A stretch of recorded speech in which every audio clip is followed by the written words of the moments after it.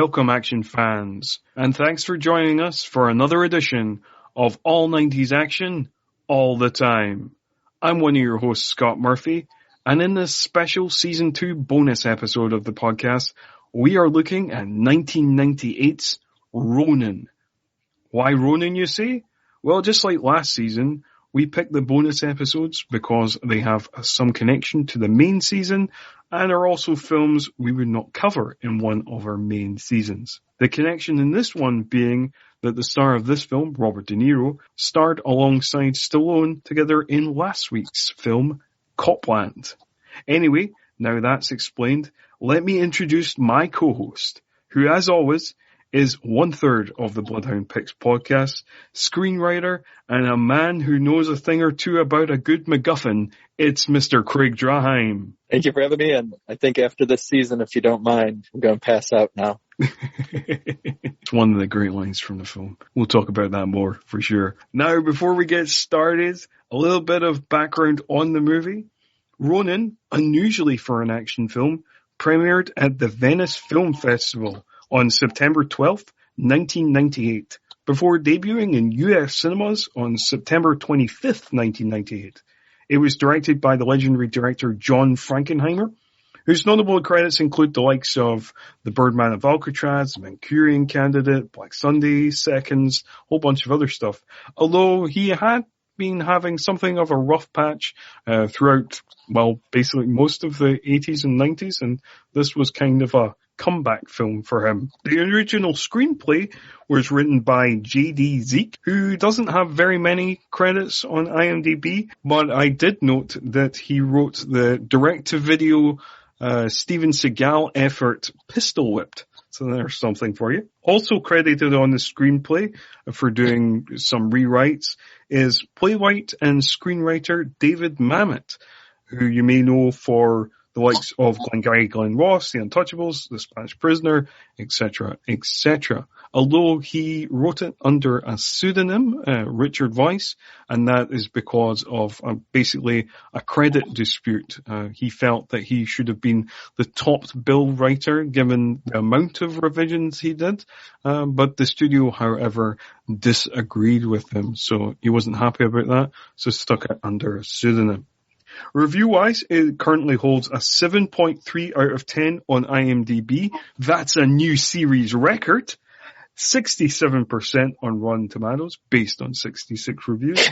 67 on Metacritic, based on 23 reviews. And a 3.5 on Letterboxd. Box office-wise, it was made a rather modest $70.7 million off of a $55 million budget. However, it must be well into the black nowadays because it grew into kind of cult classic over the years. And I feel like it was a bigger hit on video than it was at the box office. That's certainly where I discovered it. I got it on VHS as a teen, but hadn't heard of it before. Just picked it up because, like, I really liked Robert De Niro. I was a big Robert De Niro fan and, watched a lot of his movies. And that's what attracted to me. And I knew that, like, John Reno was in it as well. And I'd already seen him in, like, Mission Impossible and Leon. So I was like, oh, all right, this looks cool. I'll pick this up. So what's your relationship to the film, Craig?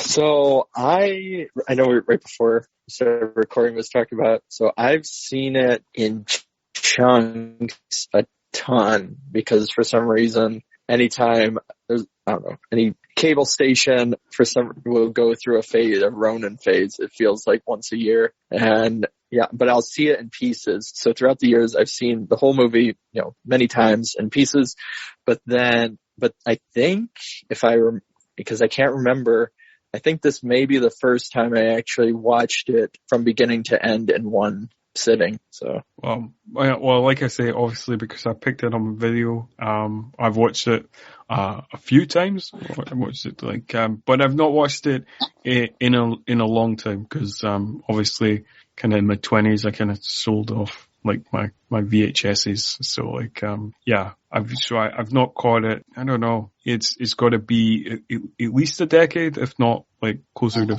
15 years. So it was kind of fun rewatching it. I like, and you said that it's kind of funny because it's kind of, you said that in the States it kind of pops up in streaming and then kind of disappears and then pops up again. And I watched it here on Netflix for this rewatch, and then at the end of the film it said that it will be going away from Netflix on May the 31st. So by the time this episode comes out, you will no longer be able to watch Ronin on Netflix in the UK. Yeah, no, it's been this kind of weird whole ordeal, I guess, relationship I've had with Ronin where, and this has been a few years ongoing, where I noticed it, where I felt like really watching it, I searched for it, and it was just absolutely nowhere except, it'd be like on Showtime or whatever, or something I didn't have. And then, but you couldn't find it anywhere. And then for a year or so, you could find it everywhere. It was on Amazon. It was, Hulu, whatever. Anywhere you wanted to look, it was just there. And then for some reason, anytime I think, I want to go watch Ronin or finally get around to it, then it just leaves again. And same with this time, as I went to watch it, and it was just unavailable anywhere. So I ended up buying the Blu-ray. Oh, well. Apparently the John Frankenheimer commentary is pretty good. So alright, so. You've got that. You can check that out if you've not already. Yeah. We also briefly discussed before we started recording this episode that the way the podcast works is that we go through the plot of the film. So this is your official spoiler warning, by the way, listeners. Official spoiler warning. We talk about the whole movie from beginning to end. All elements of the movie and the plot. We may skip over some scenes because they don't really add up too much in terms of the story, but whatever. We talk about the movie beginning to end. And in the case of this movie, and like in the case of probably other movies as well that we've covered, the plot is not the strongest element of this film. And I want to flag up to listeners. I genuinely think this is an excellent film. I really do. I think that Frankenheimer keeps the pace taut. His sense of tension is great. I think the cast are great. I presume a lot of the snappy one-liners come from Mamet. I think so. Yeah, I think the dialogue is crisp and really quotable. A lot of it. I love I think the cinematographer's name's Richard Frace. His deep focus cinematography, great. However, the plot is unnecessarily convoluted, as we will delve into in a way that doesn't add up or come together at any point. No. And yeah, there's other things as well. I mean, like in terms of the storytelling, some of the storytelling just doesn't add up to anything. Much like the central metaphor of the film that kind of doesn't really work, which we will discuss when that bit comes up. But I suppose this is one of the kind of longer efforts that we've covered, clocking in 2 hours and 2 minutes, although without credits, an hour and 56. So we should probably not do what we normally do and go off on massive tangents about other movies and how things fit into different genres or whatever tangent we are on. We'll just dive straight into this one. So we get a little title card with a little explanation, a little kind of dictionary definition of Ronin, and then we get the title Ronin blazed on the screen, and then we cut into our opening scene. So where are we at with our opening scene, Craig? We are at a French cafe, it's in a French city, and we start with De Niro, who is called Sam, which you really never kind of learn his name, but you do about he an is hour on these steps, and he's kind of just observing. Yeah. Yeah, you do learn his name about an hour into the film where he takes a phone call. Somebody comes out of a cafe and goes like, "Hey, is anybody called Sam?" And he's like, yeah. Anyway, continue. But so he is kind of looking over this cafe area and watching the people come in and out. He sees a woman go in, and so after a while, he finally decides to go in, where he then puts a gun under some like little crates of water, or like bottles and things like that, right outside the door. And he goes inside. The shop owner kind of talks about, or we're almost closed. He says, "Can I have just a small drink? But I have to use the bathroom first." And then he unlocks the door to go outside just to make sure, goes into the bathroom, and then comes in and has a drink. And at that point, from what we're learning, all of the regular kind of civilians are leaving, so that, the people that are remaining are the ones that are going to be the ones that we are following, this kind of international group of career criminal specialists or whatever they may be. They're ex-special service, ex kind of secret service people who are now mercenaries. Most of them, it seems to be. I think some of them are just mercenaries, but most of them are kind of ex-secret service or ex-military of some sort, with, I think, possible exception of Vincent in terms of the group that is assembled, not the people who hire the group, who are the IRA basically. So Sam's supposed to be ex-CIA. Stellan Skarsgård's character is ex-KGB. I think Spence who's played by Sean Bean, is supposed to be, well, he claims to be from the SAS, ex-SAS, but it turns out probably not so much. Maybe just ex-British military, probably got drummed out of the army or whatever. I'm not sure about Larry. He's maybe just a getaway driver. He's just maybe a career getaway driver. And the same with Vincent. I think he might just be like a shady operative who has a lot of criminal contacts. Stellan Skarsgård's character is, this is a confusing element in the film. Stellan Skarsgård's character is Gregor, or half the time he is, because all the naturally English-speaking characters refer to him in a very English way as Gregor, but then all of the Russian characters in the film call him Grigor. So I was like, I had to double check the credits. Like, how is it spelled? Is it Grigor? And everybody on the English side is pronouncing it wrong? Or Gergor? It turns out it is Gregor. So he is a Gregor, not a Grigor, but, he's a confusing character as well, because apparently he's East German. But he worked for the KGB, and he has a sometimes Eastern European accent, which would suggest he's not East German, but Russian, and a sometimes just Stellan Skarsgård's normal Swedish-speaking voice, which is, it's confusing. Yeah, well, he's the one that I have to say with the accent. I think he's a great actor, but reading up on this movie, you hear with Jonathan Pryce, they're all, I can't think of her name right now, the actress that plays Deidre, and they're kind of talking about how they did all of this acting coaching of like learning the Northern Ireland accent and all this stuff, and then hearing Stellan Skarsgård, it's like, what is he supposed to be actually? Like, I'm reading what it says he is, like on the IMDb or in like these facts or, Wikipedia or whatever it is, but it's not that. I don't know, because like, I'm sure somebody mentions that he's East German at some point, and then I was like, why is he ex-KGB then? Why didn't he work for the Stasi? I don't understand. And like sometimes he is not attempting an accent, sometimes he is attempting an accent.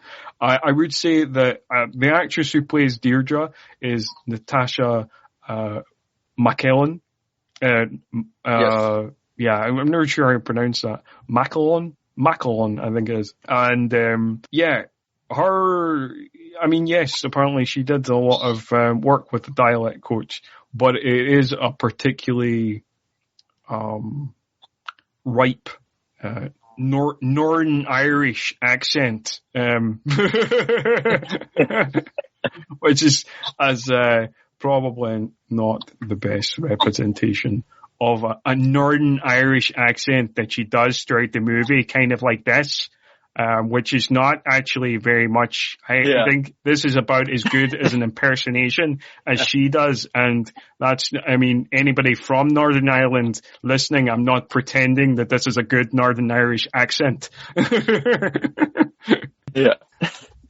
But yeah, so but kind of going back to this scene, I would say that the tension in this scene and like the John Frankenheimer, the director, really ramps up the tension in this scene, and you're kind of suspicious of all these characters, and there's this really kind of real paranoia feeling, and it really sets up the movie real well in terms of the kind of paranoia feeling of the whole movie. Yeah, no, I agree completely. And it kind of put Sam's character in this place. So he wants to figure out, who he's working for pretty much the whole time, but he's reluctant throughout. And I guess it's supposed to make it seem more realistic later on, or try and be a better, well, I guess it will be spoiled, but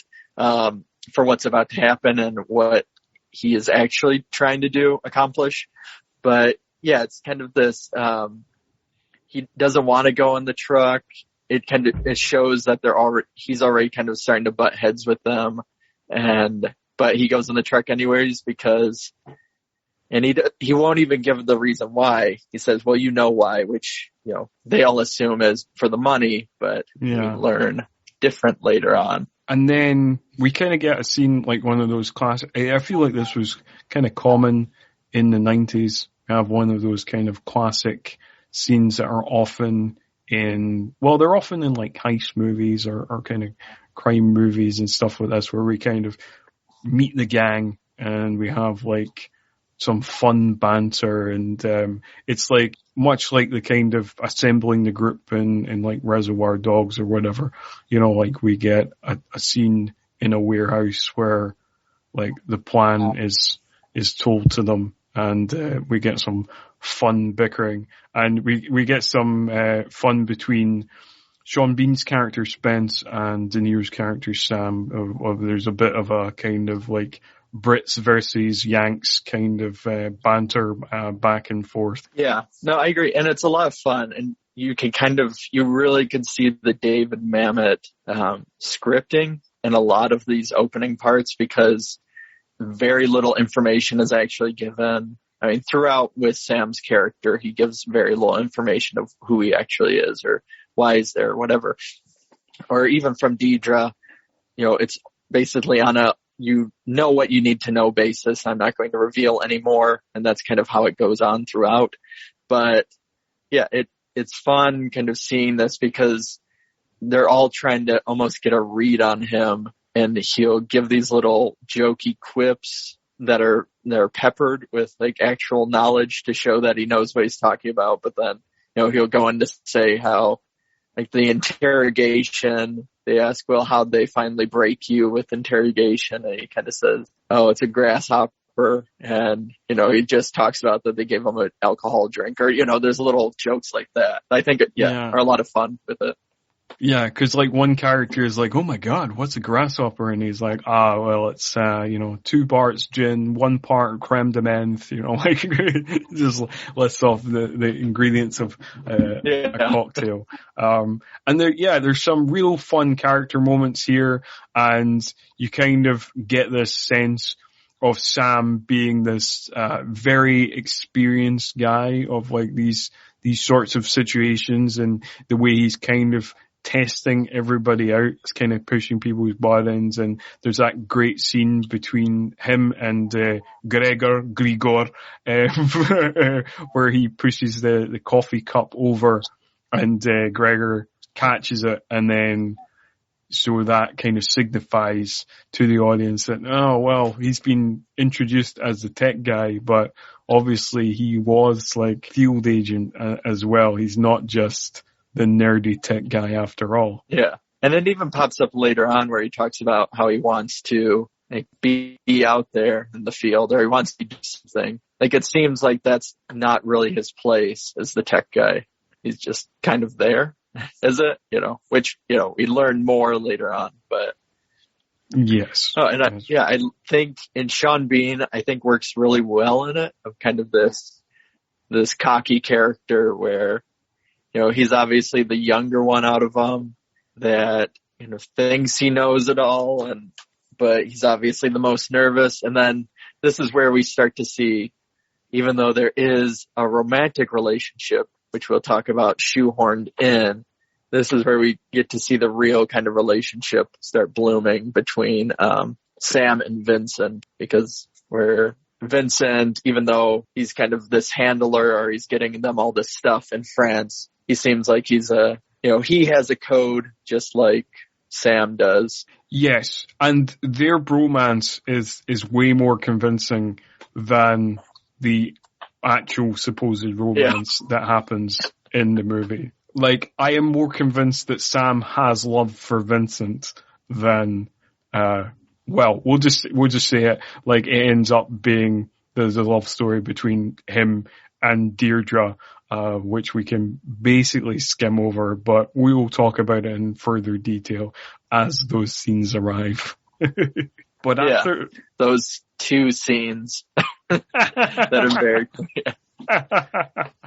Well, technically, the love story, like, I feel like the love story is 3 scenes. So we'll kind of talk about, we'll talk about those moments as they arrive. And, they're not full scenes. They're like part of scenes. Yes, we'll talk about each of those moments as they arrive. And then each of them are kind of like, oh, okay, that's a thing that's happening there. But we'll move on from the warehouse to the gun sale exchange. So they're basically, before they go on the mission, they've already got some guns, but they need more guns. So they go to a meeting point to get those guns.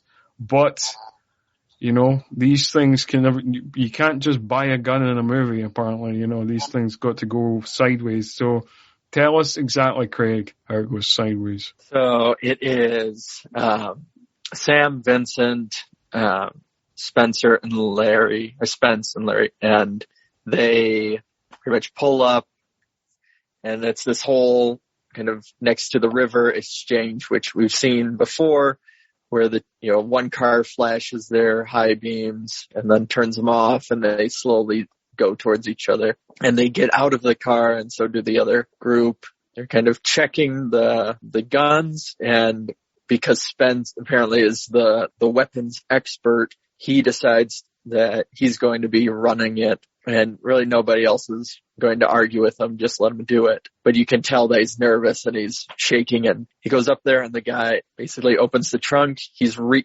looking over all the weapons, but all the weapons aren't there. So then it's part of the deal is some of the weapons will be here, but until we get the money, then the rest are going to be in this other car with my boss, who's like waiting the money, and in this tunnel, and so, obviously Sam knows better, and that is just a cause for an ambush, because apparently, as we talked about before recording, that's just what gun runners do. They just ambush their potential clients instead of collecting the money. And then, Sam, he kind of warns Vincent and tries to help him. And then he does end up seeing, because a boat goes by, a sniper. And then a big shootout erupts. And, fortunately, the French bad guys are killed and the good guys, yes, our main characters all make it out. But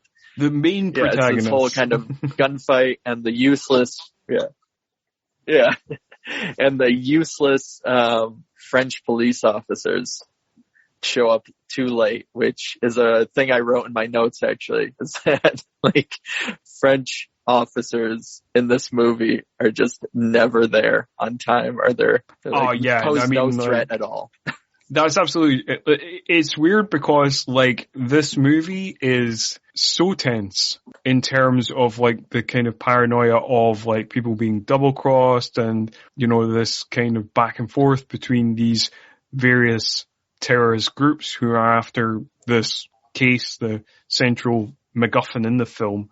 But yeah, there's never any sense of threat from the police at all. And that, you know, you never even for a second think that they're going to be caught by the police because, like you say, they either don't turn up or they turn up right in the last second, and you're like, where have you been all this time? And obviously the characters act as if there's no threat from the police at all, because they do not like, it's not like Mission Impossible. There's no latex masks, kind of disguises or anything. There's none of that. They don't hide their identities. They just like wander around these cities, like whether they're in Paris or Nice or the town of Arles, the three central locations of this film. They just wander about as if they're tourists. Like there's no, they don't try and hide themselves at all, despite all the apparent spycraft that is being shown in other parts of the movie. There's no spycraft going on in terms of like hiding their location. Yeah, no, exactly. And I will get into it more throughout, but one of the title instead of Ronin, because, you know, there is a little bit of issue of having Ronin as the title, which we'll get into, but I put down as the joke of just calling it Innocent Bystander, because this whole movie has so many scenes where you just watch the random people on the street are the ones being shot, and the people that are supposed to be, I guess, killed aren't, or, you just see so many kind of innocent people being shot or cars blow up, and and to be fair, of it. And that's almost one of the more realistic elements of the movie, of like, so you never get a sense, like with a lot of action movies, you never get like a sense of like real world impact of just like the characters who exist within the movie are the ones who get kind of hurt or whatever. And if a bystander is an innocent bystander, they will of course escape unscathed. A bit like the kind of thing in Bond movies where if, like a police car could get run over by a truck and then you would get a shot of the two police officers getting out of that police car and brushing themselves off, being like, oh, well, that was a scrape, wasn't it? Or, like, cause innocent people don't die in a lot of these films. This film has a particularly brutal attitude, to innocent bystanders of just like, there's people dying left, right and center. Although, again, kind of conversely to that of kind of being like, oh, well, that kind of shows a more real world impact to this film. But then, like, if that was true, then there would be way more police hunting for them. And also, there is no media reports of like all these cities in France that are on fire while these characters go through them. So I suppose the semi-real worldness of that is blanked out by the complete ridiculousness of it happening in a vacuum that is apparently not reported. Yeah, exactly. Because even so there's the shootout and then the car chase where the police are following them for a little bit, but again, they're not close enough to really ever seem like they're going to catch them. But that whole thing too, and I give it credit with the car chases because they're not as clean either. Like those car chases are them slamming into stuff. It's like the cars are getting wrecked where, normally in an action movie, like passing through everything and unscathed. And so like that too kind of has a sense of realism that they're messy car chases, but yeah, it just goes with that. Yeah, for sure. But yes, there's lots of great, we'll obviously discuss that way more. There's lots of great car stuff. After they get away from the gun exchange, obviously there's a bit of a kind of car getaway from Larry. Despite acting the tough guy, Spence needs them to stop the car so he can get out and be sick. I do love the bit where Sean Bean is going like, "Oh, there's a bit of raspberry jam back there. Bit of raspberry jam, eh? I think he says it like 3 or 4 times. Yeah. It's very funny. Yeah. I was actually, so while watching it this time, it's like, is that just a Mamet or whoever wrote it thing? I was going to ask you if it's, because a bit of raspberry jam is not a phrase we have over in the States. So it's going to be like, is that a thing? I've never heard that before. You know, I believe it's Cockney rhyming. Yeah, I believe it's Cockney rhyming slang, for like a kind of like a tight spot kind of thing. Okay. I know, the notion of being in a jam, but the bit of raspberry jam was new to me. It's not a phrase here in Scotland either, but I believe it is kind of Cockney rhyming slang. Yeah, and then so we get back to the warehouse where basically, Spence is given up, or that he's, Sam knows he's not who he says he is, and he even asks him about what was the color of the boat at the military, facility he said he was a part of, and he doesn't know how to answer it, even though Sam didn't know either. It was the boathouse. It was the boathouse, not the boat. Yes, yeah. You can go on. Oh, okay, no problem. But yeah, so he puts a cup of coffee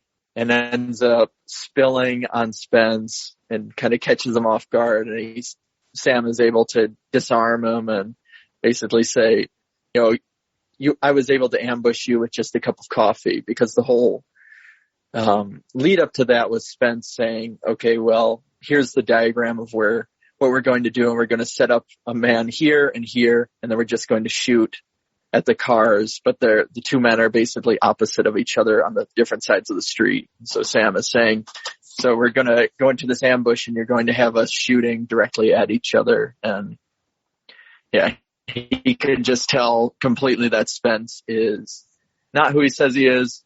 And then you kind of learn, but not fully, what you were talking about prior, where Spence was probably British military, but he was just kind of regular military and lied to get into this group to get, more money. Yeah. And this the kind of outline how much money they're getting paid initially. So like when Deirdre first tells him about the plan, says he's getting paid $5,000 a week for 4 weeks, which is like 20 grand. Which 20 grand's a lot of money, but like 20 grand's not that much money when you're considering what they're doing. Like the high stakes of what they're doing. It doesn't seem like that much money. Yeah. Although then like Sam gets it up to like 100,000. Yeah, because he knows that it's going to be a bigger ordeal, and that they're messing with something kind of beyond the amount of people that they have and what their capacity are. So he says he wants 100 grand up front and 100 grand after the fact, but he's a nice enough guy because he has a code. So he says he wants the 100 so that everybody deserves to have the 100 grand. Which you think there would be a longer negotiation process, but basically Deirdre phones up her boss and it's just like, yep, that's okay now.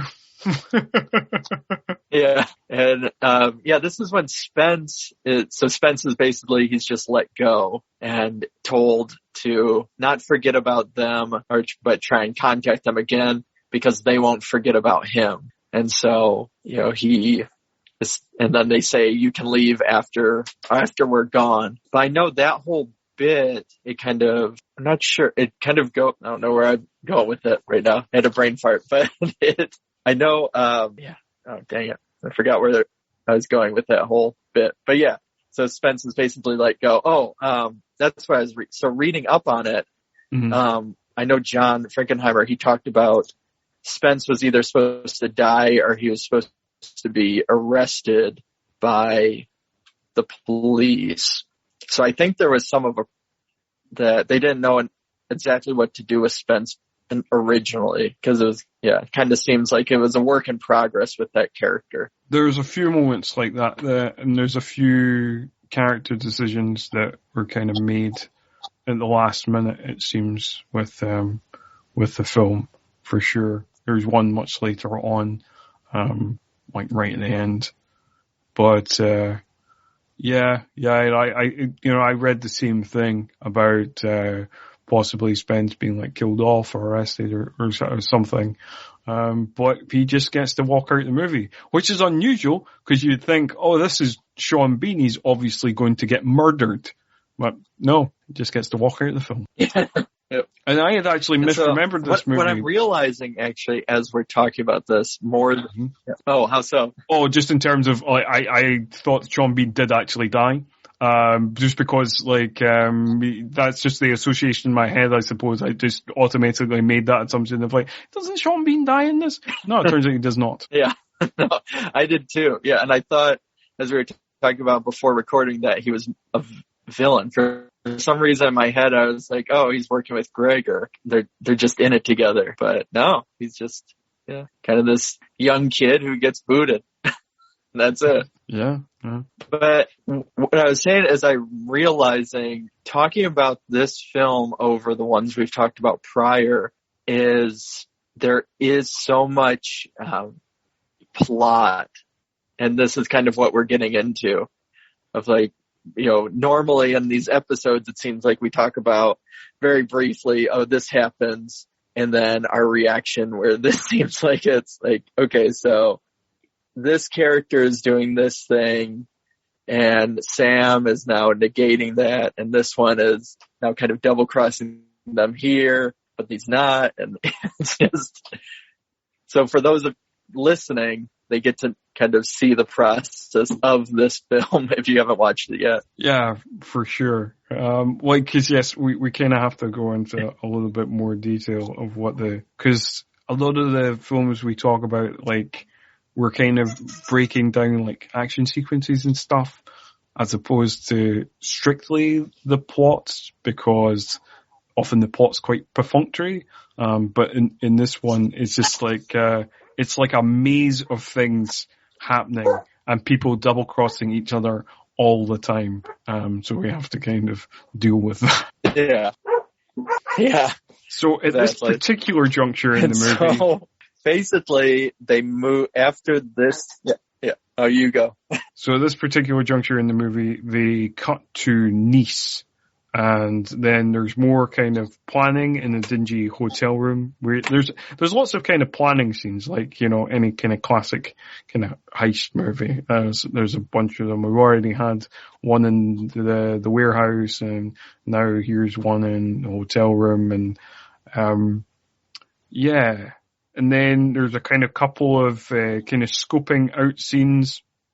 There's one where Sam takes Deirdre to a hotel where the, quote unquote bad guys, the other set of terrorists, the Russian mob are going to be there. He does some kind of spy tricks, to get some good, photos of them. And then there's another, kind of scoping out scene, which has, Sam and Deirdre in a car, looking onto the hotel, the hotel that the Russian mob are staying in. And this is where the love story starts, because first of all, a car goes by and Sam is like, oh, pretend we're both looking at a map. And then a police car goes by and, Sam snogs Deirdre just to distract the police, so it's like kind of like move on, nothing to see here apart from just a loving couple. But this impresses Deirdre so much that she, as soon as they stop kissing because the police car goes by, she comes on to Sam. And then it's like, oh, okay, there was an attraction there all along that we didn't really pick up on. Yeah, because, besides this point, they've kind of been butting heads. And after this point, they're kind of butting heads the whole time. But in a way that it's not like butting heads. It doesn't feel like that in an attraction way. It just feels like, he's trying to figure out what's really happening, and she's not giving all the information to it. But yeah, this is kind of shows Sam even though he was ex-CIA, he's kind of an awful with spy tactics. And you were talking about prior, them just walking around and the cops thinking nothing of it. I mean, this hotel bit, they're just sitting there awkwardly. They're, if there were these highly trained bodyguards on this, for this guy with the case, you would think that they would have caught on, or, he's doing the thing with like taking the pictures and all that, and nobody's thinking anything of it. They're sitting across from a villa with all of the Russians and all of that, and nobody's thinking, oh, there's this car parked randomly in the middle of nowhere that can see this villa. It's just like all this stuff around that. Yeah, everything's kind of done in broad daylight. It's quite funny. Oh, dear. But anyway, after that though, like, we kind of, as much as we can kind of, get kind of stuck on those points of the logic points of being like, well, this doesn't really make much sense. It's sometimes that all gets eradicated because sometimes a fun action scene happens not long after that. And that's exactly what happens. Yes. Long after this, because fun action time's just around the corner as we get the main heist. Well, this is the heist. There's no really other heist in the movie. There's other car chases and stuff, but, this is it. And, so we get, Vincent, John Reno's character.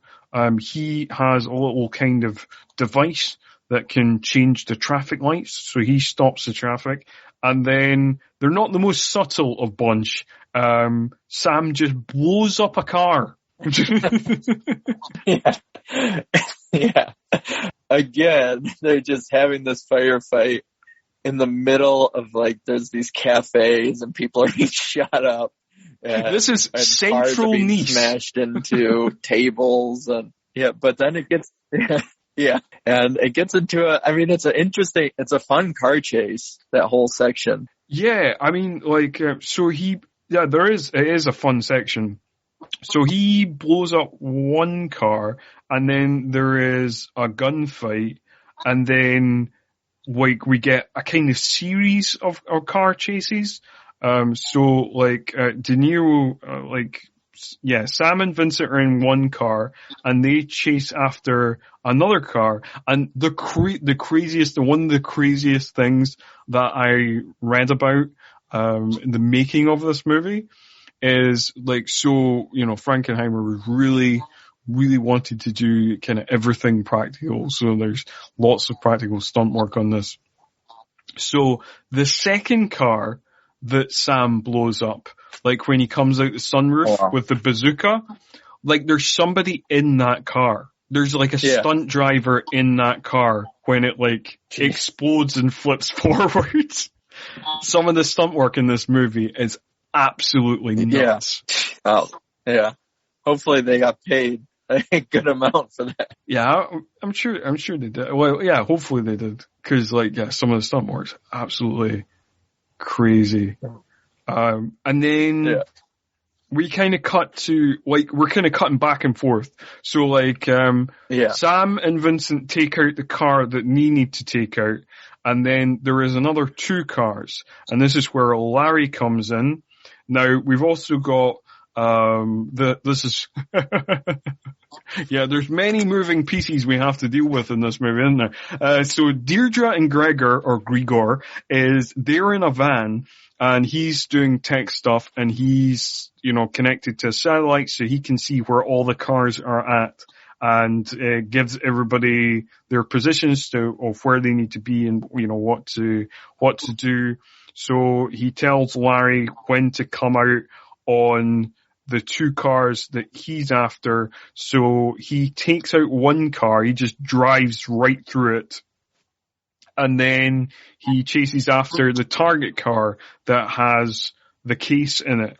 And they go on, like a really fun car chase. First it's on the road, and then it's off the road, and the kind of down the side of this hill, and then they cut back into town, and they're driving through the streets of Nice. And I think like one of my favorite things in this chase is when they come back into town, and there is just like a close-up shot of like a bunch of, like, it cuts away from the cars. There's a close-up shot of like a bunch of fish heads, and you're like, oh, they're going to drive through a market. That's a fun spot, isn't it? And then it pans back to the cars, and then they drive through the market.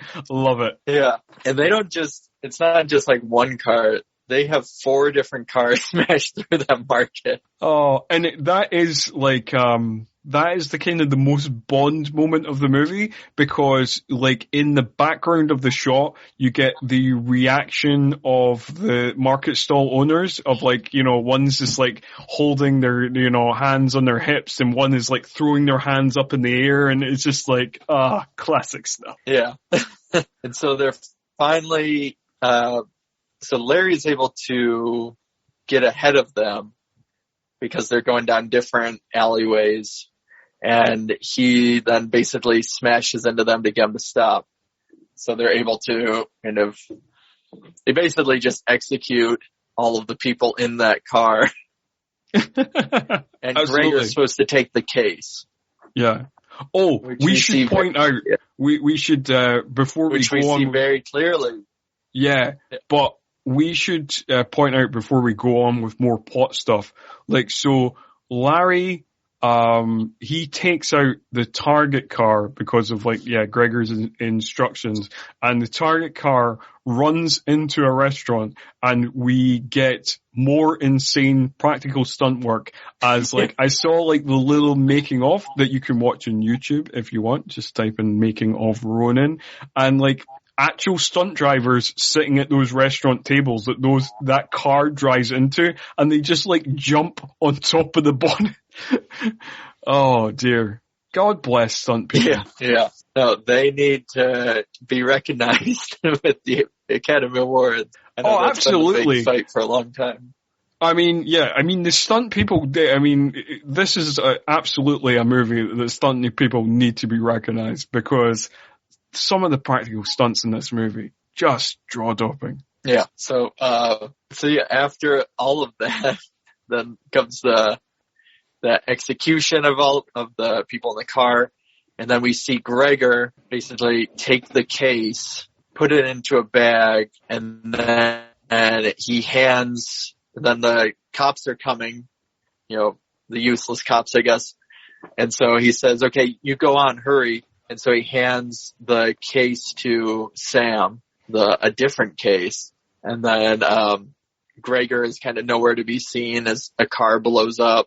And Sam is running to the car, hands the case to Larry, but notices his hands are covered in paint. So he realizes they've been double-crossed. He tells Larry to throw the case, and it was a bomb, and it blows up a car. And so they just pretty much drive away without the case or anything. Yeah. They don't drive away in that much of a hurry, to be fair.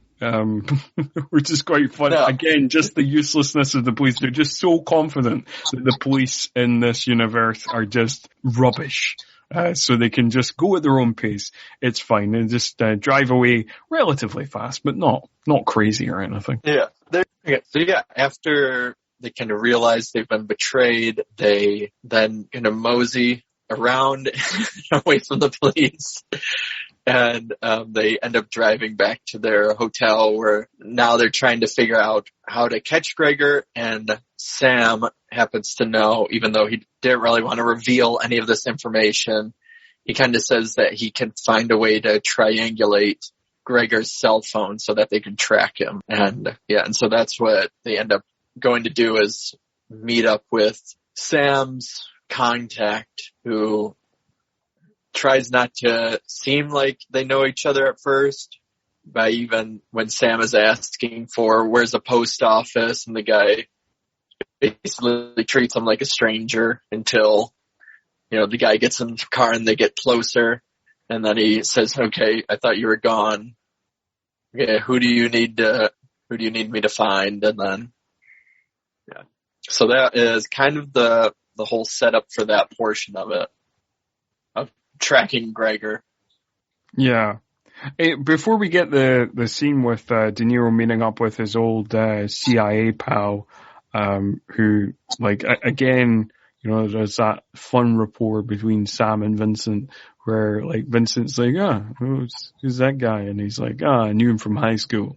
So it's just, kind of fun back and forth, which kind of comes back. There's a callback to that later on in the movie. But before that, we get, like, Gregor being real creepy because he collects his payment for getting the case, getting the package. And because, like, this is this film's MO that everybody just double crosses everybody as just a matter of course. The guy who is his contact, who he meets up to hand off the package to, attempts to kill Gregor, because why not? Also, I like this character is just referred to in the credits as Dapper Gent. That's a fun credit. But Gregor is, he basically stops his car and takes aim at a random schoolgirl in a playground. And, and it's just like, well, imagine what I do to you if I would just, shoot at this, random schoolgirl. And nobody reacts to that. Like, he shoots the top of, like, a kind of, a bit of playground equipment anyway. And, like, none of the kids are like, holy fuck. Nobody reacts to that. It's just a little, I suppose, like, it's got a silencer, like, so maybe that didn't make much of a noise. I don't know. Anyway, some things in this movie don't make sense. So, yeah, he does that. It's weird as well, because this is the second movie we've talked about the Assassins being the other one that a psychotic character just randomly threatens school children.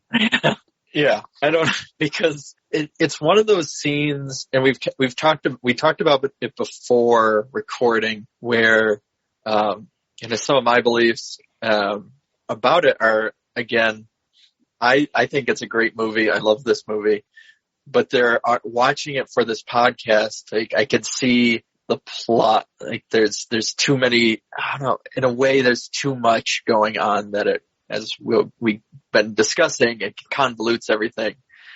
And this is another one of those where I get the element that he's selling it to the Russians and all of that, but then a part of it also feels like it isn't necessary. It's like only there to show that Gregor is actually really a bad guy because he's willing to shoot a child type of thing. Yeah, for sure.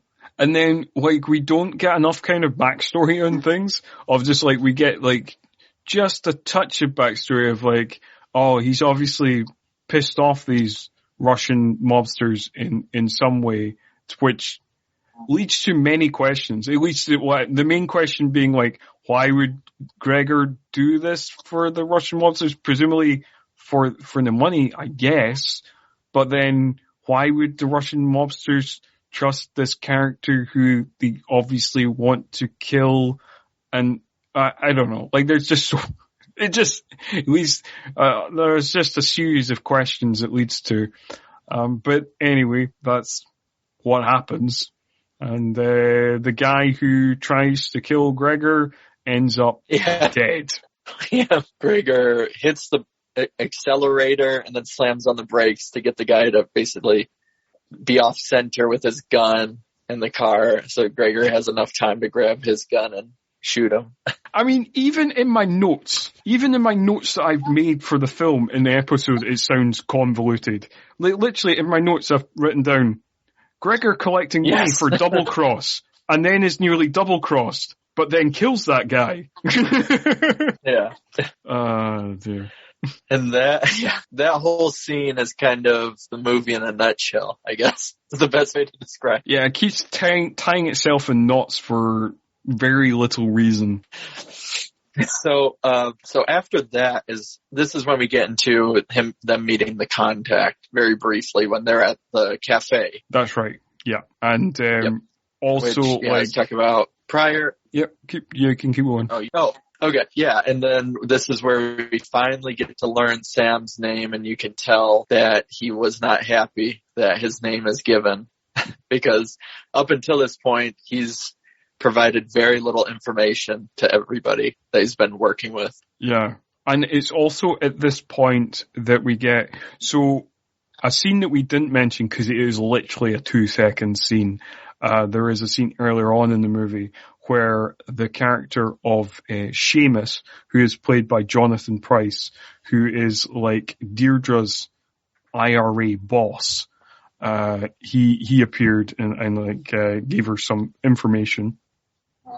And he now reappears in the movie at this point, where they're kind of like, so the action kind of moves to, another town. They move away from, Nice to a place called Arles. And, so again, we're kind of cutting back and forth between a few things. Gregor is cutting a deal with the Russians, and one of the Russian mobsters, Sergei, is trying to convince Gregor that he didn't have anything to do with that hit. That was just one rogue guy, off his own back, decided they wanted to kill Gregor. Gregor's not convinced. Sam and the gang have managed to catch up with Gregor. So then he kind of grabs Gregor. And we also see one of the few people who does bother with like disguises and actual kind of sneaking about is the character of Seamus. I mean, to an extent, to the greatest extent of anybody in this movie. Yeah. Meaning that he puts on a hat sometimes. That's his big disguise. Yeah, puts his hat down as well, puts his head down and the hat down, and pretends to be other people. He tries. He tries a little, at least he's semi-conscious of hiding who he is, because apparently he can't show his face in public for reasons that are undisclosed. That's another title that could be for this movie, Reasons Undisclosed. Yeah.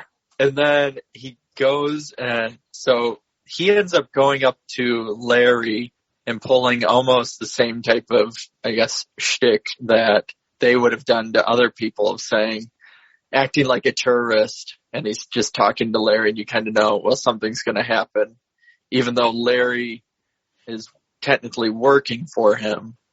But regardless of that, then we get to a point where it's like this kind of fight and shootout between trying to capture Gregor, the Russians, and then the team, which, Vincent is about to be killed by these Russians, the Russians that he knew at some point because of Venice, but you don't necessarily, again, for reasons undisclosed, you don't know why, just something must have happened. Yeah, sure. Yeah, and then finally Sam saves him, but is shot in the stomach in the process. And then, Deidre runs back to the car, or Gregor is able to run away, but he gets knocked out by, Seamus. And then Deidre runs back to the car only to find, Sheamus in the back with Gregor knocked out, and for some reason Sheamus slit Larry's neck and then he just tells her to drive. Yeah. And so, again, so more double crosses for the sake of Sam double crosses. Oh, this is a thing that before we kind of keep on trucking with the plot. Another thing that we should point out, because at each point I feel that we need to doff our cap to the stunt work in this movie. So you know how there's a fight between Sam and Gregor at the in the kind of Colosseum style arena that is in Arliss, right? So the bit where Sam kind of like bull rushes him against the railing, and they fall over the railing. Yeah. Yeah, where they flip over the they flip over the railing. So like basically in the script, what was supposed to happen was that Sam pushes Gregor into the railing. And then that's it. They do not fall over the railing. The fall was an accident. So, the stunt guys fell over the railing, and because it was an accident, obviously this was a stunt that was not prepared for, so they just fall on the steps. There is no crash mat. That's why it looks so painful, is because it was a genuine accident that Frankenheimer thought looked so good on camera. He was like, "Oh, we'll keep that." Jeez, that's insane. Well, going based off of that, and then that also has a ton of stuff with, again, innocent bystanders, where they're just like, you see so many people, they're tourists, like on a tour in the stadium, are just getting shot at point blank because people are basically grabbing these tourists as human shields, and there's that guy who gets hit right in the chest and you just see the squib of blood spray out. Yeah, well, that one's particularly brutal. The guy who gets shot in the gut. Yeah, that looks real nasty. Yeah. Yeah, they're like, this movie has a real reckless abandon for human life. It really does. Yeah, especially for the fact that, I guess, the big reveal of Sam with his honor code and everything. And you're kind of like, for a guy with like such a huge honor code, you're like, definitely let a lot of these people die. Yeah, for sure. Definitely. Yeah, for sure. He's so deep undercover. I'll get to that more, I suppose.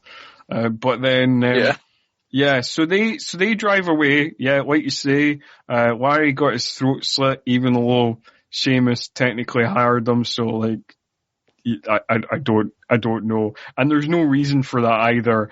Deirdre even asks him about it later on, and he just like, "Oh, I'm just clearing up your mess." And you're like, that's not an answer. Like, it really doesn't make sense that you killed this guy.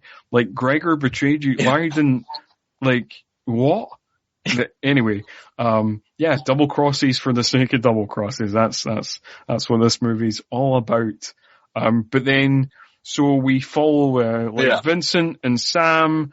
They've got to drive away. Sam's got to try and find himself a doctor. There's like a lovely shot, like, of the, before they kind of pan back into like Sam and Vincent's car. It's just like a lovely random shot of the mountains.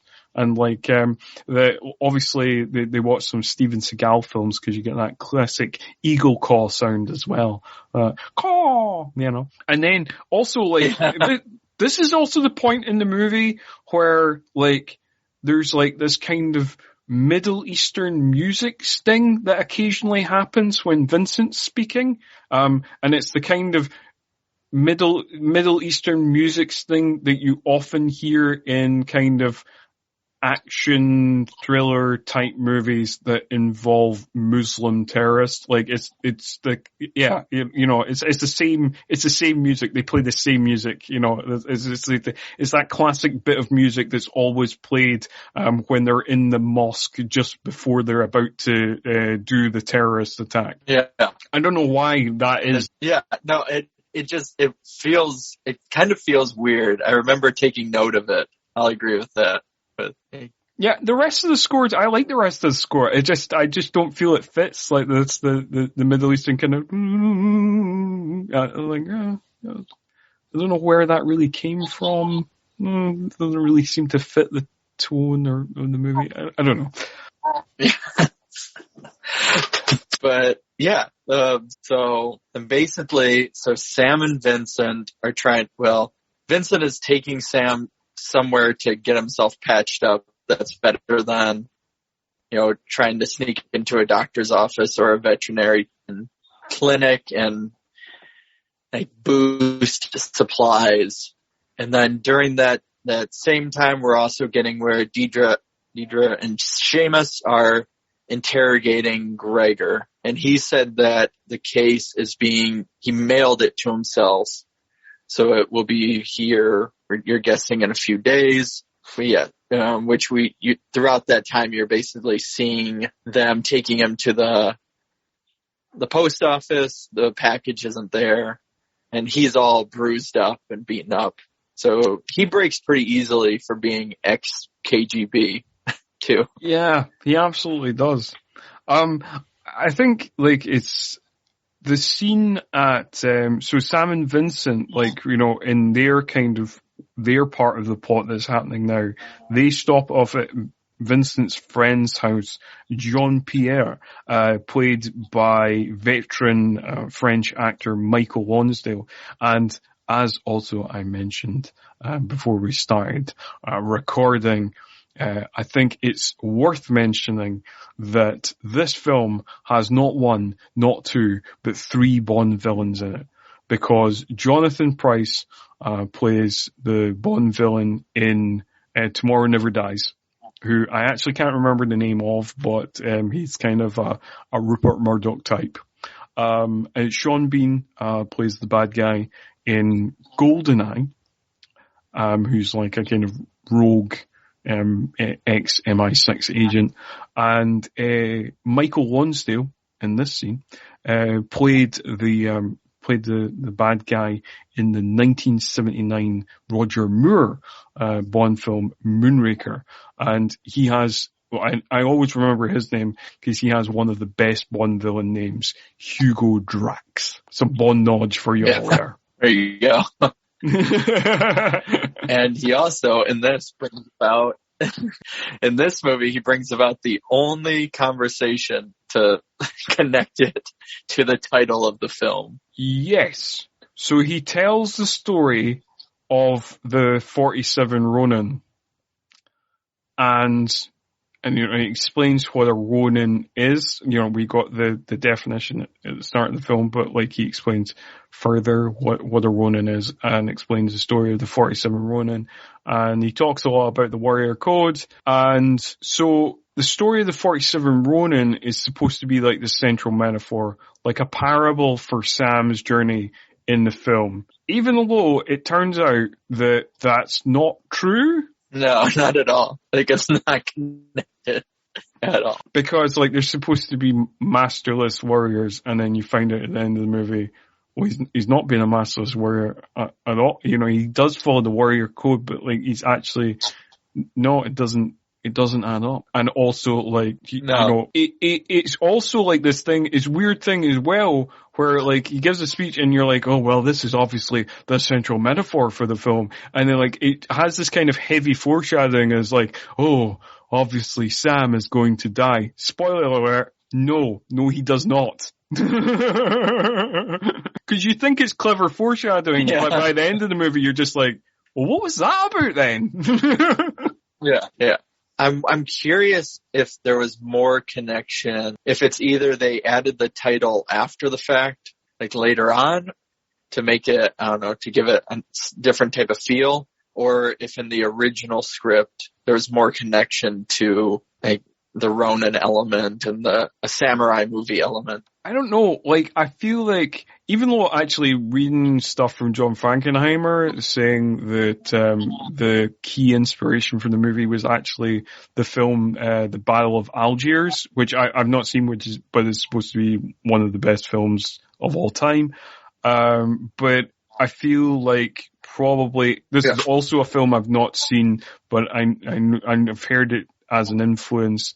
It seems like Le Samurai, the Jean-Pierre Melville film, was an influence. So like maybe that kind of connection. And like I do almost wonder, I know like Jean-Pierre is like a generic French name as well, but I do almost wonder, like, you know, was this character named that because of like the Jean-Pierre Melville thing? I don't know. Just a theory. That makes sense because, I mean, some of my notes that I didn't get into is like with the opening title of Ronin and the like very bright red, some of the blood color with their bright red. There's elements in it where you think, well, maybe it has that kind of connection to like the samurai movie or whatever, because you can see that influence, and then it just doesn't utilize it farther than that. Then it, you know, it takes on more of like a European heist or conspiracy movie or whatever it may be than anything, I feel like. Yeah, no, I definitely get that. And I feel there is almost, I don't know, like, it almost feels like there's more. John Frankenheimer also directed The French Connection too. And you do feel like there's like a strong kind of like French Connection style influence as well, because it feels like one of those. It's funny because like I feel in some ways this movie like predicts some later action movies, but it does also, because like I feel that this movie possibly influenced the first Bourne movie, because like I feel like that has a similar feel, that movie, the first Bourne movie, which feels slightly different to the, you know, the second and third installments. Like, yeah. But anyway, it also has like a very strong throwback feel of like, it does feel like an action movie from like the early 70s, which is not surprising given like, you know, the kind of era Frankenheimer came out of. You know, it's not surprising it has this kind of throwback feel to it, and it does feel like one of those kind of grittier, harder edged kind of 70s style action movies in the vein of something like The French Connection. And also like it also has a certain feel of something like the Day of the Jackal as well, which is another movie set in, you know, action thriller, I suppose, set in France, and which also stars Michael Lonsdale as well in a supporting role. Yeah, you can see a lot of different kind of influences going on. And also in my head, I always connect this film to Mission Impossible, because like they have similar feels to them and they have similar convoluted plots. I mean, like the original 1996 Mission Impossible movie. That's what I mean, not the TV series or the later films. Yeah. Maybe also because I saw them both, you know, in a similar time period as well, within like a year of each other, I suppose. Yeah, I agree with that. I can see that. So next, how is that? So next up, we've basically this back and forth where you're seeing them try and get the case with Deidre and Seamus with Gregor, and then it goes into Craig trying to. Yeah, before we go any further with the plot, I do feel we would be remiss if we didn't call back to your initial quote at the start of the episode, where like Sam is doing kind of self-surgery as he's directing Vincent to get the bullet out of him, and he has like two great lines where Vincent is like, are you sure this is kind of going to go all right, basically? And Sam was, you know, it says, oh yeah, you know, I once took out a man's appendix with a grapefruit spoon, which is a great line. And then he also has the great line of like, if you don't mind guys, I think I'm going to pass out, which is the most casual way to say it. It's so funny. The way De Niro delivers that line is, chef's kiss, amazing. Yeah. And it has a lot of great, that scene has a lot of great tension, even though it's kind of quick. And where you see Vincent, he's spreading open the bullet wound with one pair of the pliers and grabbing the bullet. And at one point he grabs it and starts to kind of take it out, but it slips out of the thing. And so then he has to do it again. And, it's really quiet. But you can only really see it from the mirror in they set up like a mirror to help Sam see what's going on, and you see it from that point of view. I think the shots and it adds the element of tension to it. Yeah, for sure. Anyway, I suppose we better get back on with we still got a bunch of plot to go, so we truck on with more double crosses and stuff. Yes, they go to collect the case. Like you say, Gregor kind of gives up pretty easily, of just being like, yeah, okay, I'll take you to the post office, and then. But Sam and Vincent are hot on their tails, and they're also at the post office. Oh, this is another great line that I really entertained me, because again, I feel like it kind of sums up the movie as well. Of so Sam and Vincent are sitting in the car, and Vincent's like, "Oh, how did you know that there was a sniper at the gun exchange?"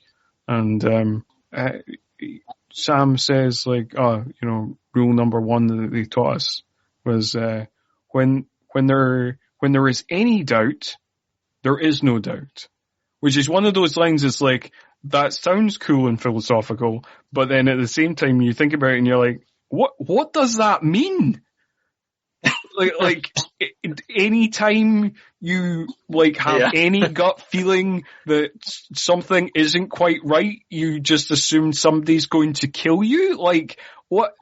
I don't I don't know. And that's why there's so many double crosses.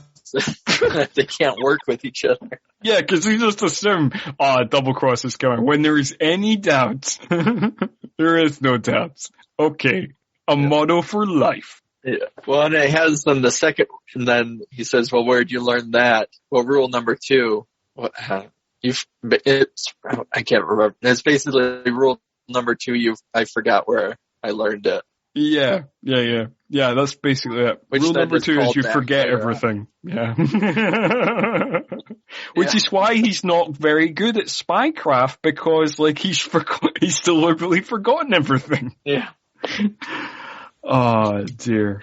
But so they're able to get him. Sam gets basically holds Deidre at gunpoint because she's the new getaway driver. And then Vincent points a gun at Seamus and Gregor, but Deidre knows that Sam isn't going to shoot, so she just hits the accelerator and heads towards Vincent, and Vincent dives out of the way, which gives time for everybody to get in the car. And then, Vincent has the thing of yelling at Sam of why didn't he just shoot her? Which you're kind of wondering. I mean, there's the shoehorn element again. Well, this is love story moment number 2. This is love story moment number 2. Yeah. Of they're clearly so deeply in love.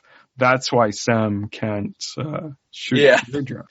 Well, then it's interesting because by the end it paints Deirdre as this unfortunate soul who also had a code. But you're watching this car chase that follows, and so many people are killed because of her. That is very true. How is he just willing to let all this go by the end, especially? Yeah. That is one thing that I want to point out in this movie's favor. For a film made in 1998, which I know isn't that long ago, and we think of to think of, not being, further back being not so progressive.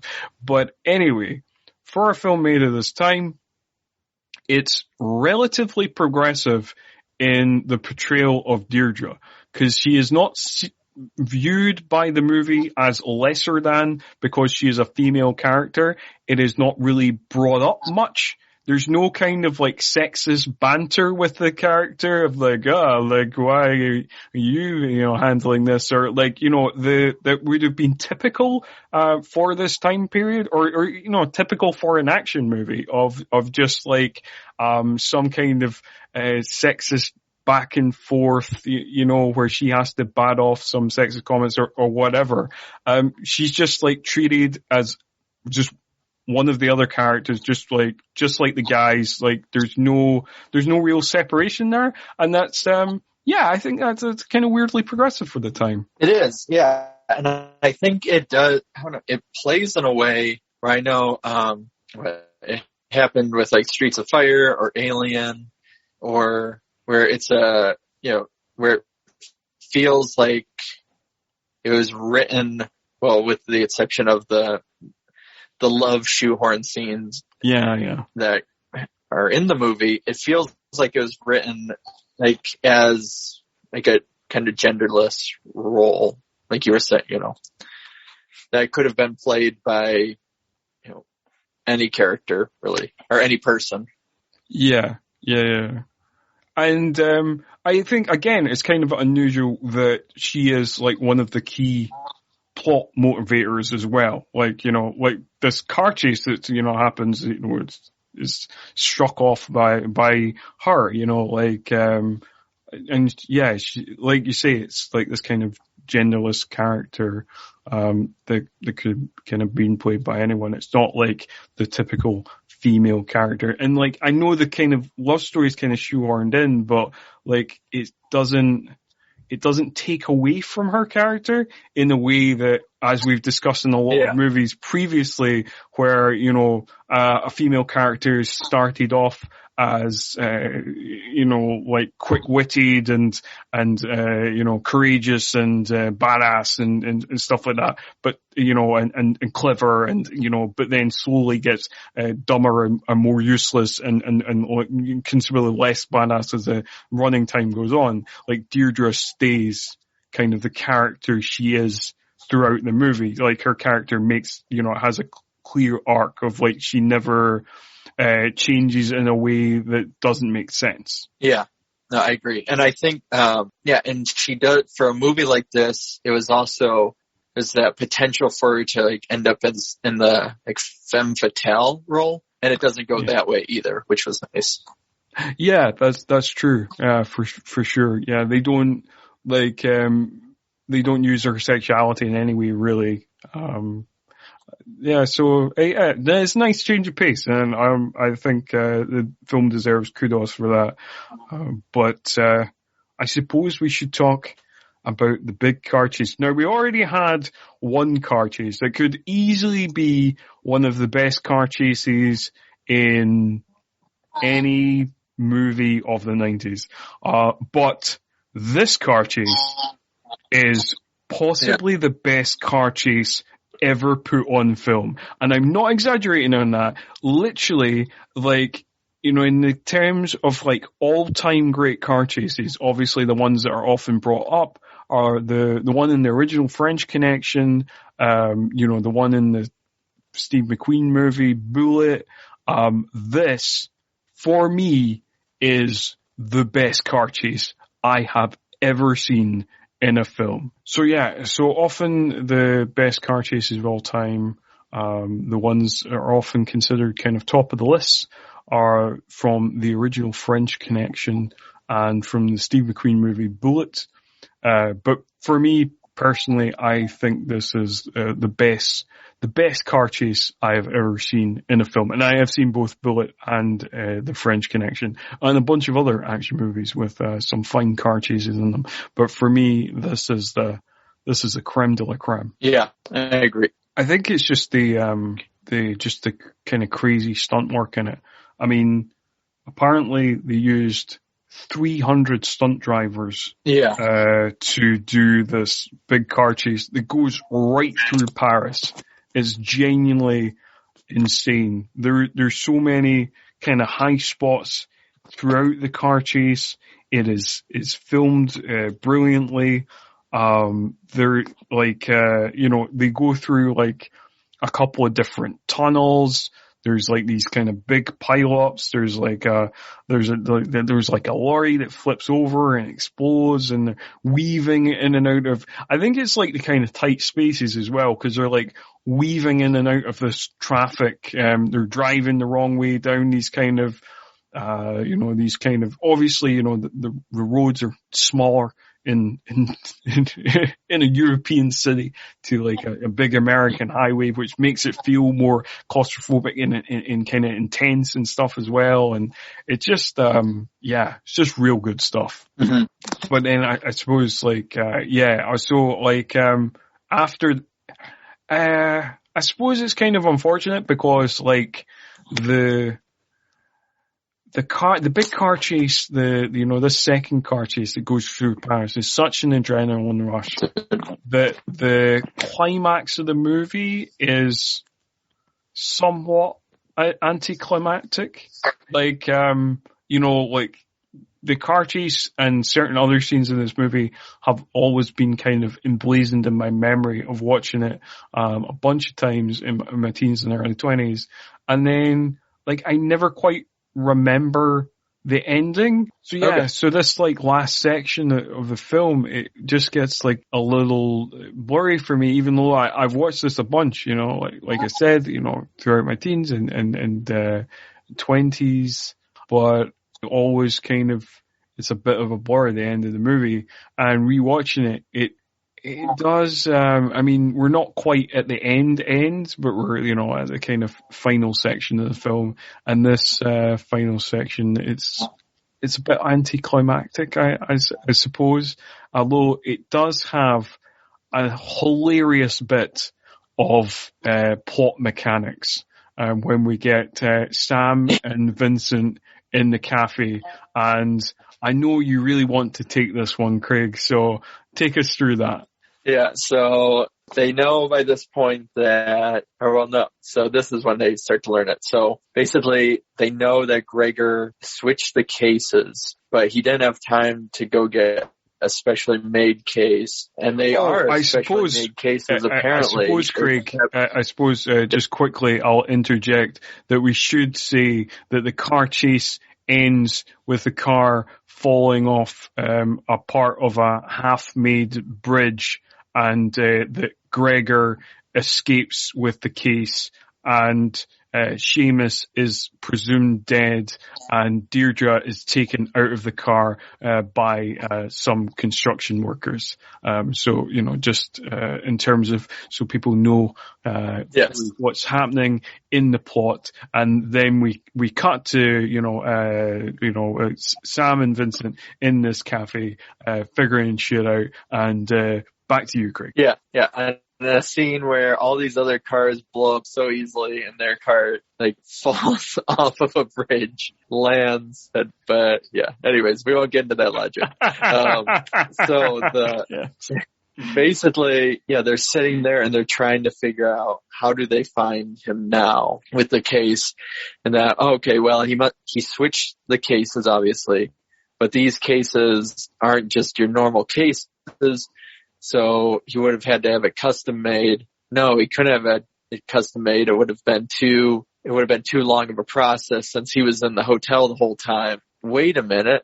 There's two little girls that are walking by that have cases exactly like the cases that Gregor had, except they're not silver. Well, maybe let's just ask. So then Vincent goes and asks the father, I'm guessing, of the two girls, and then comes back inside, and they're ice skating cases. And they even ask at one point, how would he have went out to buy spray paint or know what the case would have even looked like, which then isn't even explained. It's just, again, like many other things. Undisclosed reasons, remember? Yes, the title of the movie, Undisclosed Reasons. But yeah, that's the first thing of like, we need to start wrapping this movie up, and I don't know where to go. So yeah, there's the cases, and this is where it's going to go because the plot says so. So then they realize they don't have to actually find Gregor. They need to find the Russian. And if they find the Russians, then Gregor will come to them. So they go and they meet a contact of Vincent's who knows, I guess, who's a mechanic and is Russian, so he knows Russians. That's the thing. Because he just seems like kind of a regular mechanic working guy who just happens to be Russian. Yes, he doesn't seem like he has like Russian mafia connections necessarily.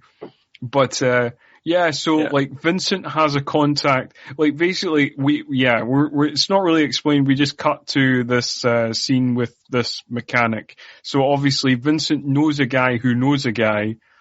So he's got the contact who knows the mechanic. And then they just grill him about kind of, is there a lot of guys who've been in the garage, like throwing money about, and like the way the mechanic plays it is like he literally knows nothing and just wants to get on with his day and doesn't know why these strange men are bothering him. And then he becomes entirely unnecessary to the plot as well because they do not get any information out of him. He just returns to his day, taking a phone call from a customer, and then the contact of Vincent points out a massive poster for the ice skating show that just so happens to be happening tonight and says like, if you're looking for Russians, you probably should look for them. I'd look for them right there. And you're like, why didn't you point that poster out before? Like, and if you knew if you knew the Russian gangsters were going to be at this, like, ice skating show, then why go through this rigmarole of, like, taking Sam and Vincent to this apparent contact, non-contact? It's funny. It's funny that this scene is in the movie, but it doesn't make a goddamn lick of sense. Yeah. I mean, it's there to just, so that they don't have to try and explain, I guess, to keep it at a 2-hour time mark is what it feels like. Like, because the only way to get through this appropriately would be to add like another 3 or 4 scenes, but we'll just add this one to kind of to broadly cover all of our bases to move forward. Yeah, but it moves the plot. Yes, it's kind of a quick 10 minutes to just move the plot forward so we don't have to spend any more time investigating because we gotta be out of here in 2 hours, so fuck you guys. Yeah. So then they go to this, so again, it kind of shifts away for a second from Sam and Vincent, and it's at this ice rink, and you see Mikhail, the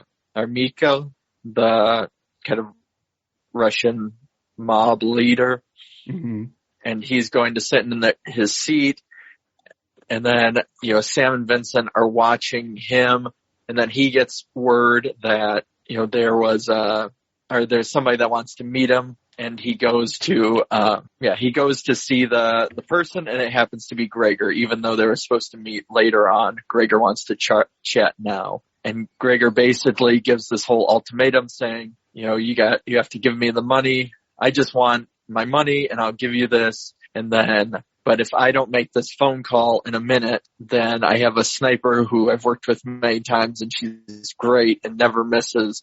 And she'll shoot your lover and the figure skater, who is a real figure skater, 2-time Olympic champion, Katrina Witt. Yes. And so that's the whole thing. And Mikhail, he pulls the gun on Gregor, and Gregor is trying to like call his bluff, and he's counting down saying 45 seconds, 30, 15.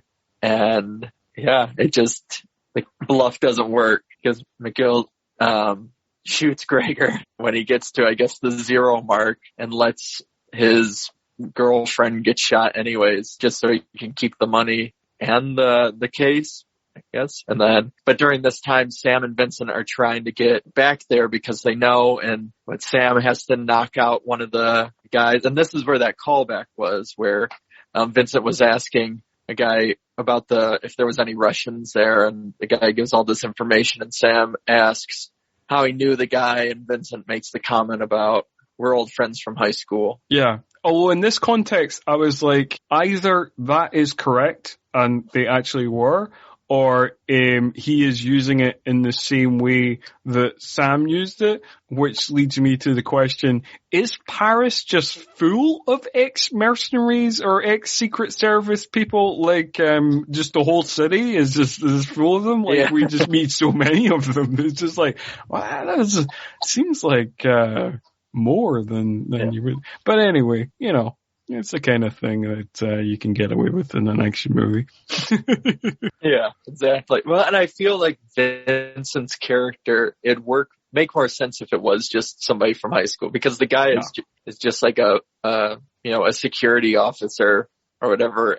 Yeah, he's just a regular old security guard, yeah. And Vincent, for the most part, seems, I don't know, because he's kind of taught stuff throughout by Sam or certain things.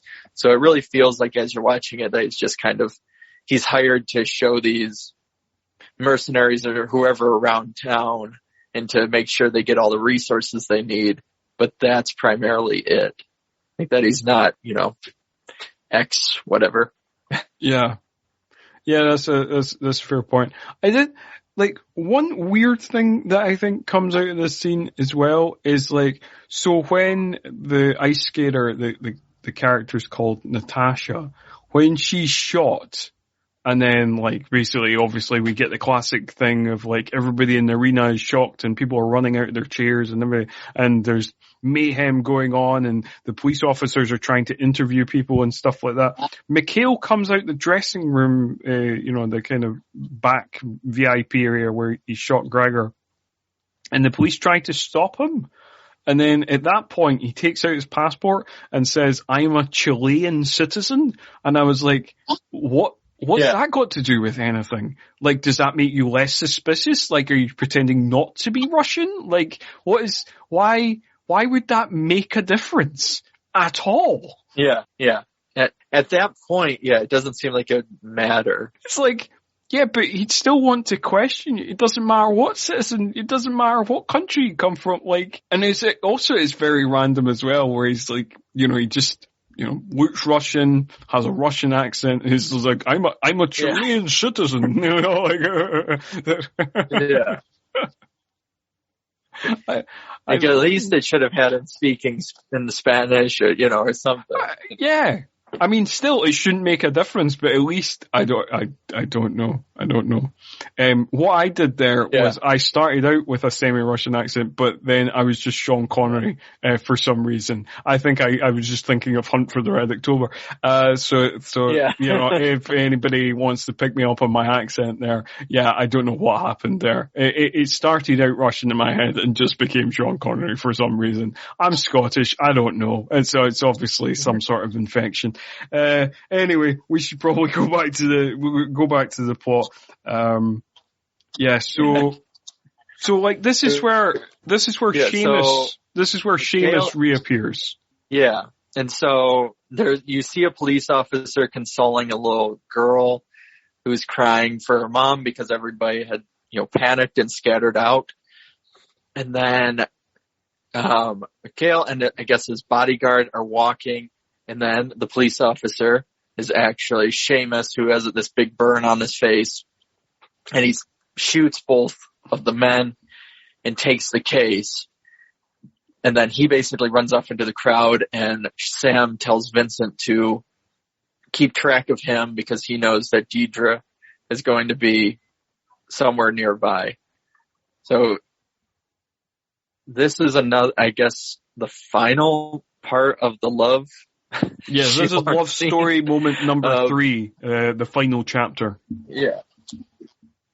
And so he goes up to her in the car and basically says, you need to go now, even though, she killed all these people, especially with his reveal, why he is so willing to let it happen. And she then says, well, you can come with me. Let's just, does that whole thing of, we can both just drop this, we can run off together, until he finally admits, I'm not here, I was never here for the money, I'm here for Seamus. And because I never left, he finally reveals he's still an undercover CIA agent, which then she just takes off, leaving Seamus. And it's kind of a weird, an awkward scene that goes up. So Seamus is running. There's all these cops, and the contact for Sam sees Seamus. He points him out to the cops. They're kind of not really being too hasty about it. They're like, "Oh, hey, come over here so we can talk to you." Because I think we've established the cops are useless in this movie. Yeah, and Sam is sitting right next to him and holding him, but yet he never tries to disarm Seamus with the fact that Seamus is still holding a gun and just standing right next to him. So when Seamus turns to shoot Sam, then Vincent quickly jumps in the way and basically takes two in the stomach again. And then, that whole setup to me felt weird. I think it's edited weird. Yeah, it's just like, it doesn't look quite right. And it's kind of hard to tell what's going on, and then it kind of just happens and you're like, oh, okay. Yeah, all right.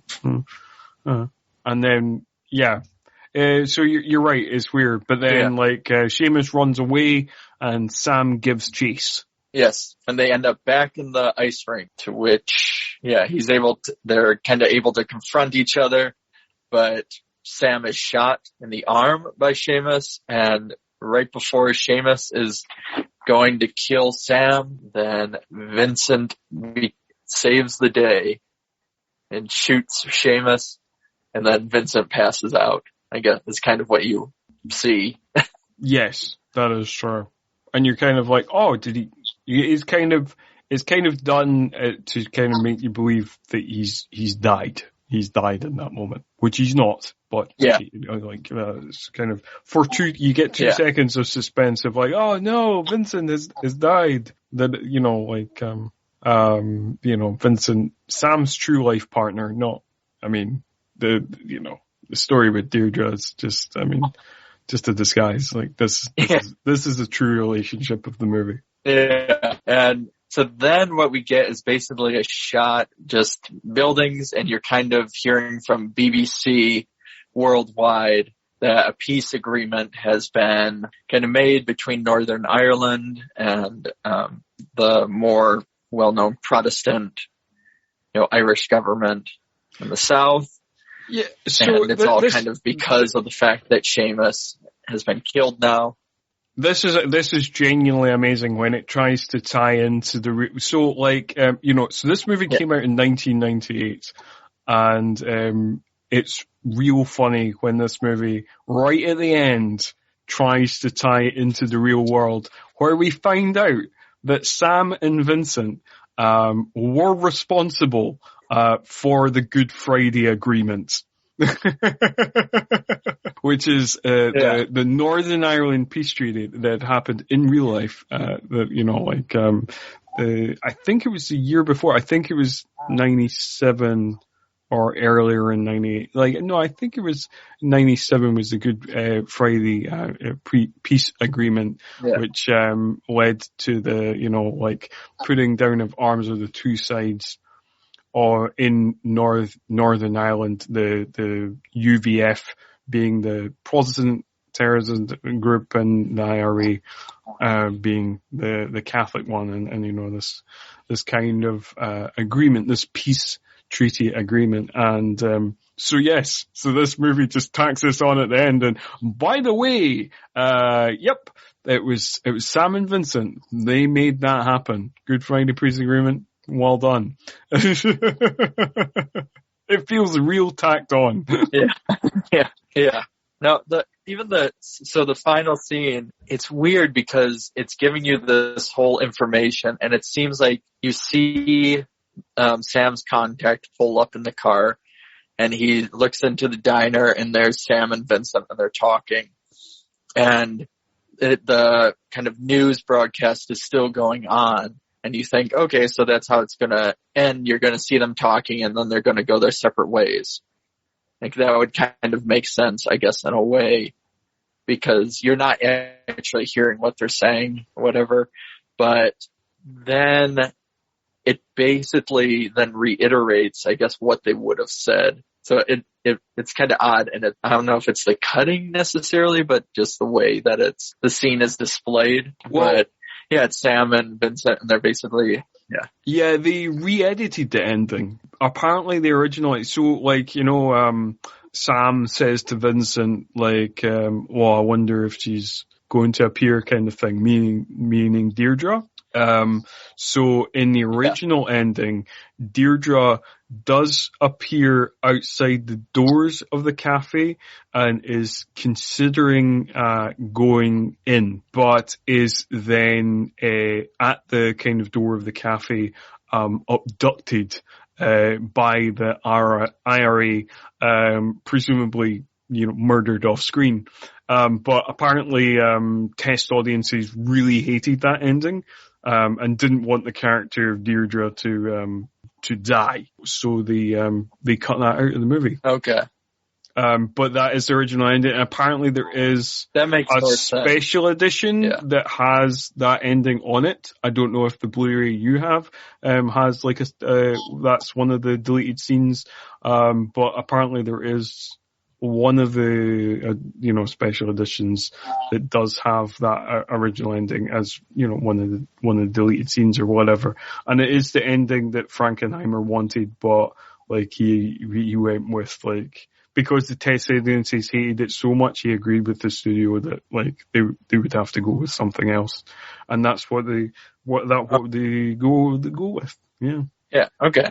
Yeah, that makes more sense because it feels a little awkward, but yeah, it's basically him saying, well, I can't pay for the bill because of my arm, because he has a cast, or that he's shot in it, so he has a sling, Sam, which is a pretty good way to get out of paying for a film. Yeah, I can't reach into my wallet because this one arm, the other arm that's working, don't care about that. You could have put your wallet in another pocket. No. I really need this one arm. I always put it in that pocket, so it really fucks it up. That's that. So you're gonna have to pay. Sorry about that, or not. Yeah. So Vincent, he pays the bill. I must say though that this film ends. This film ends perfectly, because all the questions we've asked about the logic of some of these double crosses, the logic of the lack of spycraft used throughout the movie, for most of the movie, by most of the characters who sporadically use spycraft, the lack of police presence in the film, right? That's all swept under the carpet by this final quote. So the movie ends with a narration from John Reno, as the character Vincent, who says the following: "No questions, no answers. That's the business we're in. You accept it and move on. Maybe that is lesson number 3." Which is basically see all those questions you have about the film? Fuck off, we're not going to answer. Yeah, that's exactly how it felt. Because, it even has him, he's asking Sam what was finally in the box, and Sam says he doesn't know, and there's stuff like that within their little conversation, and even kind of, what Sam is actually doing, or, that they're saying their goodbyes, but then there's also the, I'll be seeing you around type, it goes back and forth, even within that little, maybe 2 minutes of them chatting with each other, less than that. And then, Yeah. It is, that final quote is very much kind of you want more details? Nah, you can fuck off. Yeah. No, I agree completely. Yeah. But it's perfect because, as we've discussed, this movie's real title is Undisclosed Reasons. We don't need the reasons. Yeah. We just need to enjoy the entertainment of everything that's going on. Yeah. Which it is very entertaining. It is tense, and it keeps you kind of on the edge of your seat. So I'll give it all of that. It's just, and I think watching it just on our own, you can kind of let that stuff go more. I think for the sake of, obviously this podcast, then all the questions become. I suppose because we're taking notes and we're kind of watching it with a closer eye or whatever. Those questions come to mind more readily. But yeah, like you say, if I was just watching it myself, I'd have some of those questions, but maybe not so many. And you can kind of brush them under the carpet because everything else is so well played.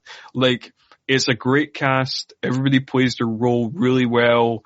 From Robert De Niro to Sean Bean, Stellan Skarsgård, John Reno, Natasha Macalon, Jonathan Pryce. They all play their roles real well. The dialogue is real snappy. The cinematography looks beautiful. The stunts are completely fucking nuts, as we've talked about. Frankenheimer's directions, real tight. It's real good. There's a lot of pluses here. And I think it's an excellent movie, and a movie that probably could have been an all-time classic with a few tweaks here and there with the kind of shaggy dogness of the plot, but I still can't complain too much because I still really like this movie. I agree. But that's it. We have got to the end of Ronin. But as always, that is just our thoughts on the movie. Please do give us your thoughts. Contact us. Hit us up on our Twitter at 90s_all. Just leave us a review. Tell us your opinions in a review. And if you can make those reviews 5 stars, that would be grand, because as I may have mentioned on the podcast before, anything less than 5 stars means the algorithm will think we are terrible. So if you have a review that you want to write that is less than 5 stars, please refrain from that and just move on with your day.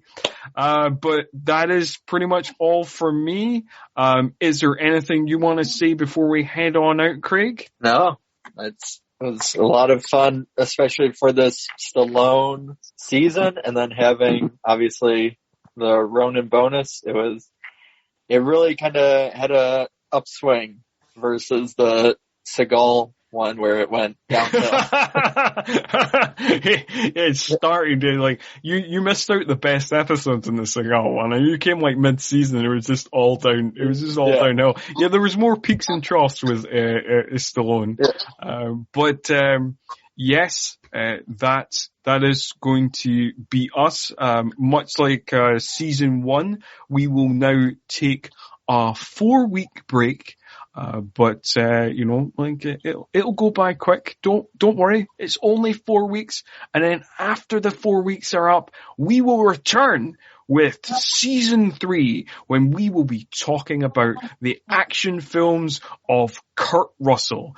So I hope you all look forward to checking out that. We will return starting with the movie Backdraft, and then we will talk about the rest of Kurt Russell's action filmography in the 90s. So we look forward to seeing you all again then. But until then, see ya.